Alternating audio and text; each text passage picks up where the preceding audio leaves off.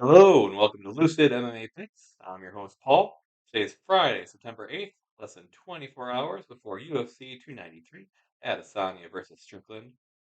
This is my first ever podcast, show, whatever you want to call it. Done a couple little ramblings in my own personal YouTube, but I want to take my UFC and MMA betting obsession and put it forward to something that can do some good and hopefully help me improve also. So this is just a test episode. It's just gonna be a few minutes long. Go over a couple fights really quick, and then we'll move on from there. But mostly this is all testing and see how the lighting works, how to edit. This is a complete first run, and hopefully 2 or 3 or 4 episodes from now, it's gonna be much more professional. And so I'm gonna be keeping on looking down at my notes because I made notes for my first episode here. Um, yep, let's talk about my background a little. Been an MMA fan for over 20 years. Really started betting it about 3 years ago when I moved to the Pacific Northwest here, and you can do so at the casino. And then about a year ago, I started watching some YouTube videos, listening to some podcasts, and really enjoying the betting MMA community. And just so I didn't forget anyone, Clint from Die Hard MMA, my absolute number one favorite YouTuber, podcaster, delivers the information in a fun way with a lot of energy, a lot of positivity, and gives a lot of good information. He has a lot of good guests on that give even more information that has helped me be better than what I would be. My other favorites, I got Brady from DFS by the Numbers, Pat from Addicted to Combat, and recently Liam from Liam Picks Fights is becoming one of my favorites. I really like the way he delivers the information, the type of information he gives, his positivity, all of that type of energy. I've really been enjoying a lot. So those are some of my favorites that I'm going to try to emulate a little. And then as I grow, hopefully I'll have my own style and not be ripping anyone off too much. But as we stand now, this week was the first week I ever did any tape study on my own. And so that's something I want to do a lot more. But until then, I am going to be taking all the information that I've gathered from them and everyone else that I listen to, and a little bit that I remember from all the past past shows that I've watched, and I'll be uh, bringing that into my reviews here. Another thing I'm going to be doing is using this to try to become better at betting. Like a lot of people, I just want action on the fight, so I bet something on every fight. Not a great idea if you actually want to do this long term. I also make bets that are way too big, do not have bankroll management at the moment. So I want to do that. I want to track my bets on Bet MMA tips. So I'm going to start doing that as of this week. This is week number one. I'm going to start tracking my bets. And I want to my goal is to become profitable. In 2024, I would like to become profitable. The rest of 2023, I'm going to be trying to improve on my setup here and my delivery and how I review tapes, see where I'm going wrong with the help of BetMMA tips. And then in 2024, I want to be up 1 unit. If I can be up 1 unit, January 1st, 2025 from that year, that is my first goal. So, what else do I have? Oh, about my other background. Um, I don't have really any combat martial arts um, experience at all. Over the past, I'd say 8, 9 years, I have taken a lot of jujitsu classes, but I've moved a lot. I work a lot, between 50 to 60 hours every week at least. Now that's less, so now I have time for things like this. But I'm an older guy, bigger guy, so I could never improve in rank. It was a three-stripe white belt in 10th Planet and in a couple other gyms.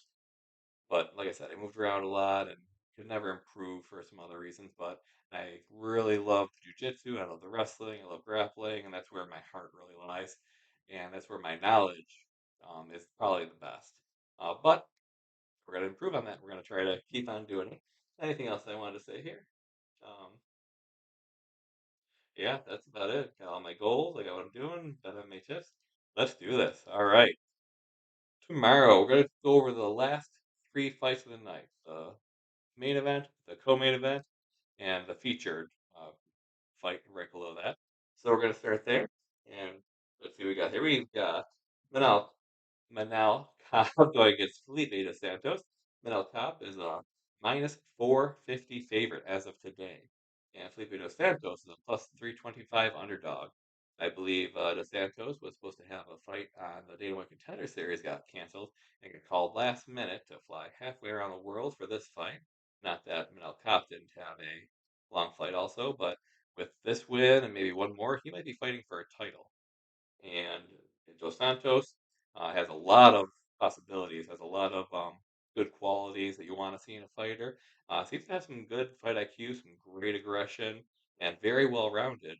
But he's young and he's inexperienced. Let's go over the tails of the tape here. You got Manel Kopp. He's 18-6. He's 5'6", and he's at a three-fight winning streak. And this is for a 125-pound fight. We've got Felipe Dos Santos, who's 22 years old, with a total of seven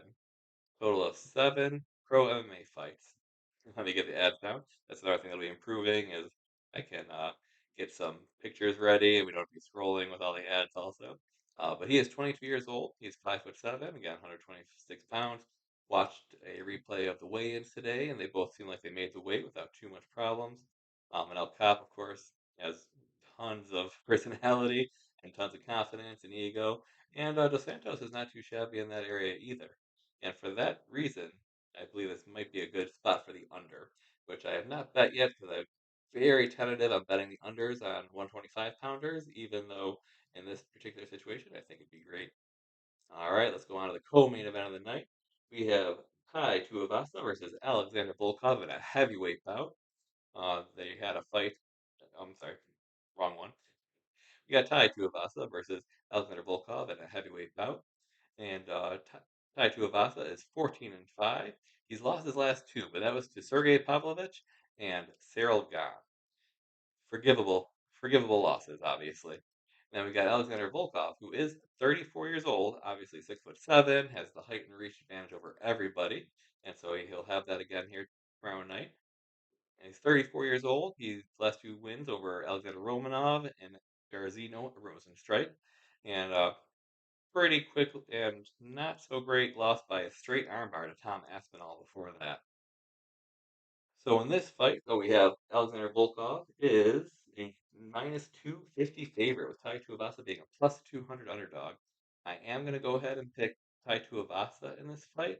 Um, if this was a straight pick'em fight, I would probably be putting my money on Alexander Volkov, but it is not. You get 2-1 on your money for Tai Tuivasa in Australia against somebody who is definitely not chinny. Volkov is not chinny, but I've never been entirely impressed with Volkov, and I would lean towards Tai Tuivasa, chance of an early knockout. And if he doesn't get that, if he can get some pushing up against the cage and get those big overhands that he likes while burying his head in Volkov's chest, I think he can actually win in the scorecards if this goes that long, which it could, because Volkov does go the distance in a lot of his fights. But I got Tai Tuivasa at plus 200. And in the main event, we have Israel Adesanya versus Sean Strickland. Adesanya, what is there to say? This is going to be for another championship defense of his to become possibly one of the best 185ers ever. It's either him or oh wow, I'm very nervous. um, yeah, so one of the best 185ers ever, and the last victory over Alex Pereira is redeeming his loss before that. Before that, he had a win over Jared Cannonier, Robert Whitaker, and Marvin Vettori. And his only two losses, besides, well, his last two losses were against Pereira and Blachowicz, who are both 205 pounders now. So anyone in the 185-pound division, he has never lost to. So that is going to be pretty hard to bet against him, which is why he's a minus 650 favorite today. And Sean Strickland is a plus 475. Sean Strickland is 32 years old. He's got a 27-5 record. And he has some relatively decent wins, but this is a huge step up in competition for him. Of course, he's flying all the way across the world. And if you watched him in the press conferences and in the weigh-ins, his demeanor and his confidence don't look amazing. And he's already got an uphill battle. I, his best chance of winning is going to be to wrestle or to at least do a lot of cage grappling, a lot of cage pushing, which are things that he doesn't do. Yeah, yeah, everything that we know says that he has the ability to do these things. He has the training to do these things. Early in his career, he did. Um, I have heard a couple of podcasts and theories about maybe after that bad motorcycle accident he had, his body does not react the way he would like it to anymore, and that might be affecting his ability or desire to wrestle a lot or to grapple a lot. And if this is a kickboxing match, Sean Strickland is going to get knocked out, and there's all there is to it. But like I said, I'm going to keep this short. I want to practice some editing, see how the sound is, and I will be putting this up, but don't judge me too harshly if anyone ever sees this. So, thank you so much for joining me. I hope this gets a lot better. I'll be doing my best to make it better in every way, and this is just something I love, something I consume all week, and if I can put a little bit more out there, talk out my opinions, that could help my betting. Um, Tracking my bets is going to help my betting, and if somebody else can get some enjoyment or some information out of this, that would make me very happy. So thank you for the first ever episode of Lucid MMA Picks. I'm your host, Paul.